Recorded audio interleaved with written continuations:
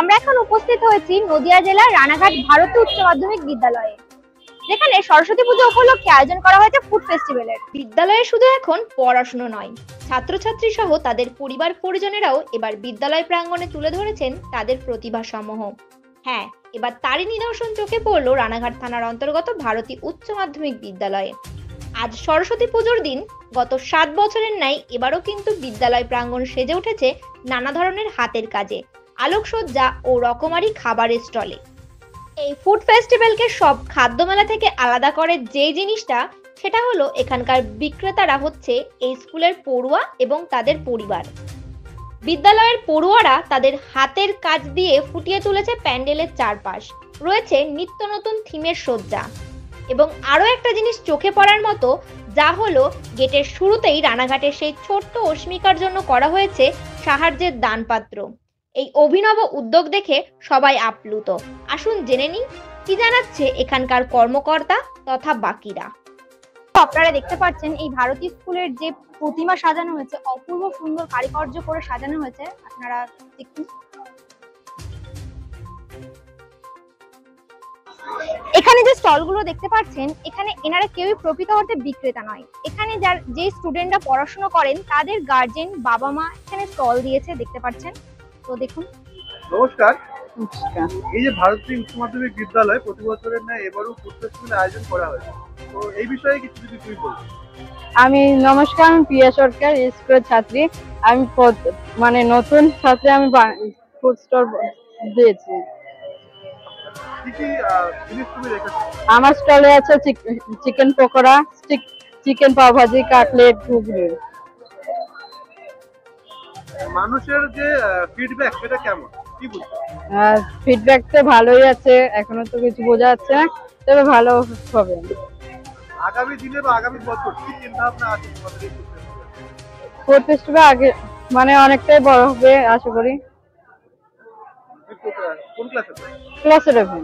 ঠিক আছে, ধন্যবাদ। নমস্কার, বলছি আজকে এই যে বিদ্যালয়ে সরস্বতী পুজো উপলক্ষে যে ফুড ফেস্টিভ্যালের আয়োজন হয়েছে সে সম্পর্কে কিছু। আমরা আসলে এবছর যে প্রথম করছি তা নয়, আজ থেকে প্রায় 7-8 বছর আগে প্রথমবারের জন্য আমরা ফুড ফেস্টিভ্যাল করেছিলাম, যখন রানাঘাটের কোনো সরকারি স্কুল ফুড ফেস্টিভ্যাল করেনি। বর্তমানে এটা আমাদের খুব ভালো লাগছে জেনে বা দেখে যে আজকাল অনেক স্কুলই কিন্তু ফুড ফেস্টিভ্যাল করছে। কিন্তু এটা ভেবে আমাদের আরো বেশি আনন্দ হয় যে আমাদের মতো এত বড় ফুড ফেস্টিভ্যাল কিন্তু এখনো পর্যন্ত কেউ করেনি।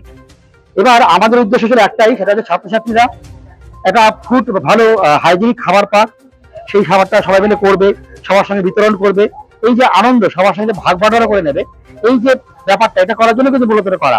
কিন্তু আজকে যেটা হয়েছে যে সবার আশীর্বাদে আজকে এই ফুড ফেস্টিভ্যাল একটা সত্যিই খুব বড় জায়গায় এসছে এবং এখানে লোকের খুব ভিড় জমছে, সবাই আসছে খাচ্ছে একটাই কারণে, যাদের এটা বাড়ির ঘরোয়া খাবার, এটাতে কোনো ক্ষতিগ্রস্ত হওয়ার কোনো ব্যাপার নেই এবং খুব পকেট ফ্রেন্ডলি এবং খুবই হাইজেনিক খাবার, সেই জন্য এখানে সবাই খুব আসছে। এবং যারা বিক্রি করছে তারা কিন্তু কোনো অর্থ বিক্রেতা নয়, কিন্তু তারাও বিক্রি করে কিন্তু কিছু হলে লাভ পাচ্ছে, এটা খুব আনন্দের। আপনার নাম?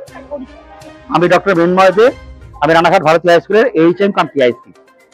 ফেস্টিভ্যালের রেসপন্স কেমন? এবছর তো মানে দেখাই যাচ্ছে অনেকে এসছে। এবার আগের বছর এরকম হয়েছিল, 7টার মধ্যে সবকিছু শেষ হয়ে গেছিল। এবছর অনেক ভিড়, আশা করছি সব শেষই হয়ে যাবে, তো ভালো লাগছে। তোমার নাম? বিথি পারুল। এই যে ভারতী স্কুলে যে অভিনব চিন্তাধারায় ফুড ফেস্টিভ্যাল করা হয়েছে, এই বিষয়ে তোমার কি বক্তব্য? ভারতী স্কুলে প্রত্যেকবারই এরকম কিছু না কিছু করা হয়। আগের বারও হয়েছিল, বাঁশের তৈরি হয়েছিল আমাদের ঠাকুরটা, আর প্যান্ডেলটাও ওরকম বাঁশের থিম দিয়ে তৈরি হয়েছিল। ফুড ফেস্টিভ্যালও ছিল। এবছর আবার নতুন একটা জিনিস করা হয়েছে, পরের বছরও হয়তো আবার নতুন কোনো জিনিস করা হবে। তো এই উদ্যোগটা এই ভারতী স্কুলে প্রথম শুরু হয়েছে, অন্য কোনো স্কুলে আজ পর্যন্ত হয়নি। তো এরকম প্রত্যেক বছরই হবে, ভালোই লাগে বেশ। তোমার নাম? আমার নাম সায়ন্তনী ঘোষ। নমস্কার। এই ভারতী স্কুলে প্রতি বছরের ন্যায় এই বছর যে ফুড ফেস্টিভ্যাল আয়োজন করা হয়েছে, এই বিষয়ে কি বলবেন? এটা একটা একদম অভিনব উদ্যোগ। এই উদ্যোগকে সবসময় সাধুবাদ জানাই। অবশ্যই সবাই আসুন এবং এনজয় করুন ব্যাপারটাকে। ম্যাডাম, এখানে যারা দোকান দিয়েছে বা স্টল দিয়েছে, তারা তো শুনলাম যে আসলে বিক্রেতা নয়, তো তারা কারা যদি বলে? স্টুডেন্ট, সব স্টুডেন্টের গার্জিয়ান, রিলেটিভ এরা। কেমন রেসপন্স পাচ্ছে? আমার স্টলে তো আমি খুবই ভালো পাচ্ছি। অন্য স্টল গুলো হয়তো আমি বলতে পারবো না, কিন্তু আপনাকে দেখতে হবে সেখানে গিয়ে। আগামী দিনে আগামী বছর এই ফুড ফেস্টিভ্যাল নিয়ে কি চিন্তা ভাবনা আছে? এটা আরো বড় মাপের করে চিন্তা ভাবনা শুনেছি আমি হবে, এখন সেটা ক্রমশ প্রকাশ্য। ধন্যবাদ। আপনার নাম এবং পরিচয়। আমি সুস্মিতা প্রামাণিক, আমি যোগময়ের ওনার। রানাঘাটের যে পান্তুয়া, সেই পান্তুয়ার সৃষ্টিকর্তা যে যোগময়রা, সেই যোগময়েরই ওনার আমি। আমাদের রানাঘাটের এই বুনুটি অস্মিকা দাস, এর জন্য আমরা এটা করেছি কারণ ওর একটি SMA রোগ হয়েছে। ওই SMA রোগের একটি ইনজেকশন বা ডোজের দাম 16 কোটি টাকা। তাই সবার থেকে কালেকশন করে ডোনেশন নিয়ে ওর জন্য এই সাহায্যটা আমরা সবার কাছ থেকেই চাইছি। তাই আপনিও পারলেন, আপনিও দেবেন, সবাই দিচ্ছে। আমরা চাই যে সুস্থ হয়ে যাক খুবই তাড়াতাড়ি। আমার নাম অমিত দাস।